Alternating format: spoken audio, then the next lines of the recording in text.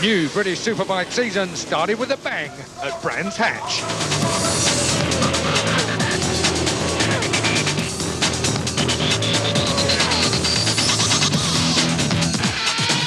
A massive crash at the back of the grid meant race one of the season ground to a halt after just 10 seconds.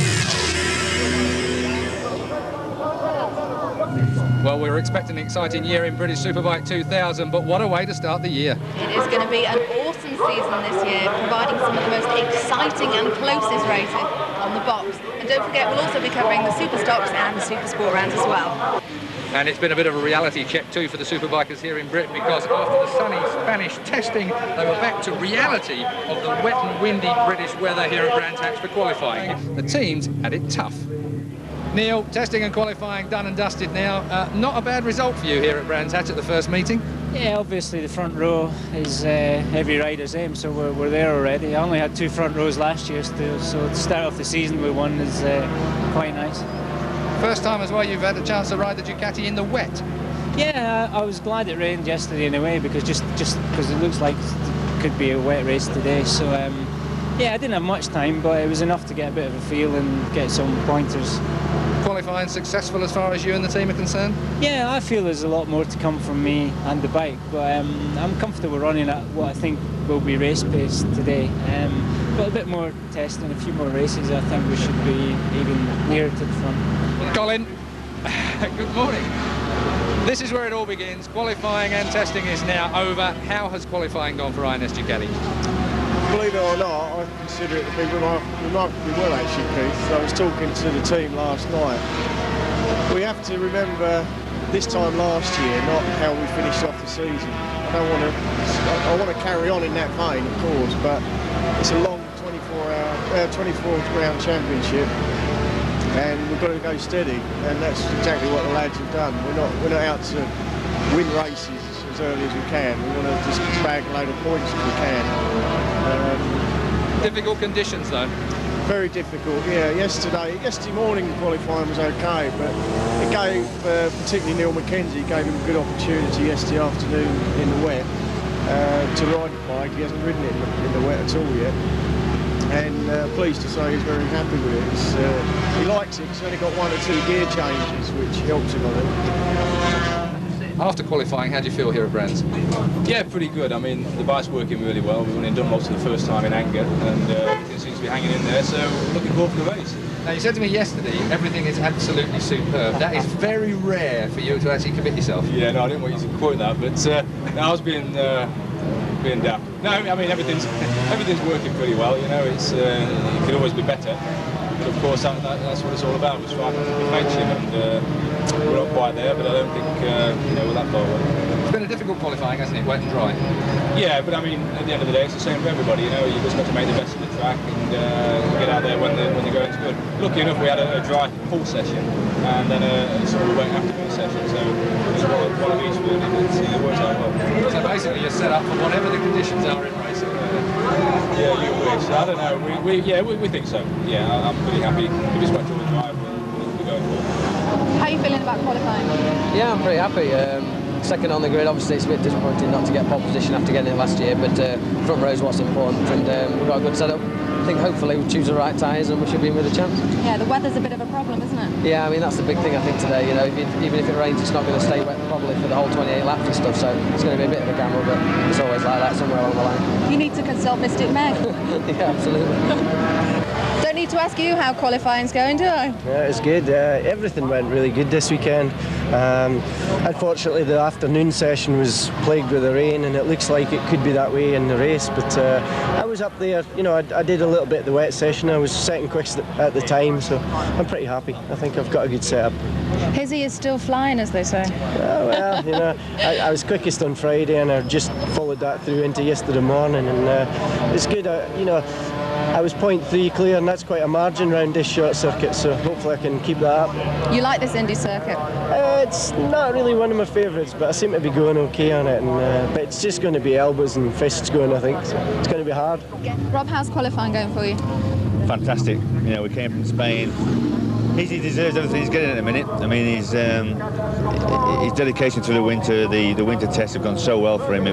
Fingers were crossed for the first race to keep it going, and he's kept his head right, and he's really happy. And the gap he's got at the minute, 0.3 of a second, doesn't sound a lot, but around here he's massive, and I'm pretty sure he's got the rest of our competitors looking at him. So we start favourites. We just need the weather to keep good for him, and keep our fingers crossed.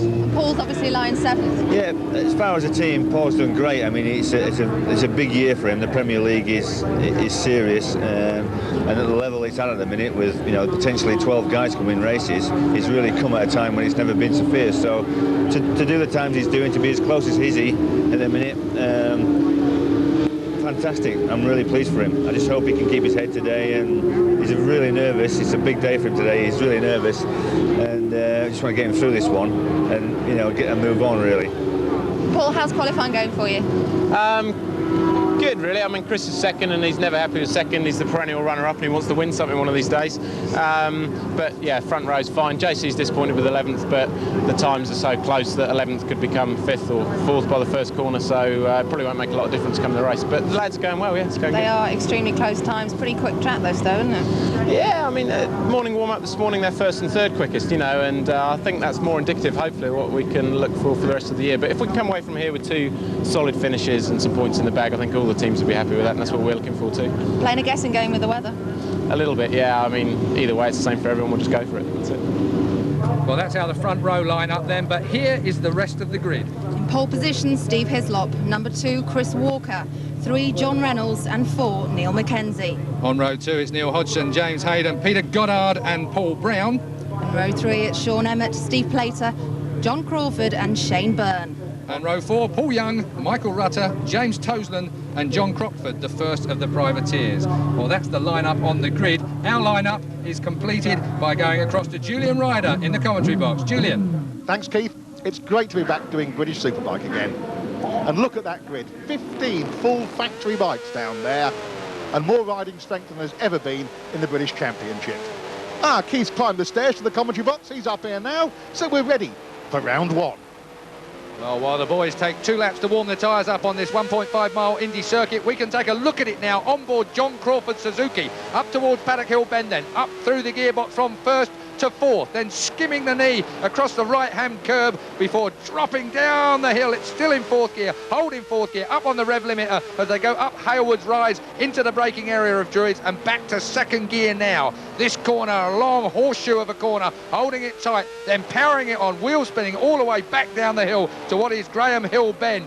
Much modified over the last year or 2, and now it's got a new surface as well. Along the bottom bend, which is now the Cooper Straight and up towards Surtees, still in 4th gear now, backing it 1, 3rd gear into McLaren. Then you've got the entrance to Clearways corner, still in 3rd gear. Camber goes off to one side here, very difficult to hold onto the bike. Wheel spinning now, up through 4th gear, 5th gear, onto 6th gear, and the Brabham Straight, the front straight, past your pit wall, and 150 miles an hour.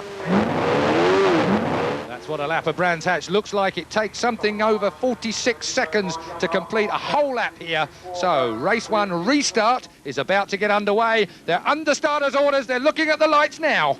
First race of the British Superbike season is about to get underway. Can Hizzy convert that pole position? No, he can't, because Chris Stalker is away straight away already. Stalker then goes into the first turn at Paddock Hill. Number 2, Chris Stalker on the Suzuki. Yep, there he is. Straight down in a dip. Up towards Druids corner now. It is Walker that leads. Not a good start from Mackenzie. Moves onto the front row, though. He went backwards. He's about 8th now. Yeah, it is Hodgson. His teammate has taken over there in 4th place. It is Walker that leads on 2. Then it looks like John Reynolds. Yes, it is John Reynolds. Little John is there. Then number 8, that's Steve Hislop on the Virgin Mobile Yamaha. Rob Max going to be hanging over the wall. Then it's 4. That is Hodgson, of course. And right behind him, number 5, another swappy from the winter shenanigans. It is Hayden himself. Look at Hayden. There's Hayden looking at the inside of Hodgson. The 2 of them battling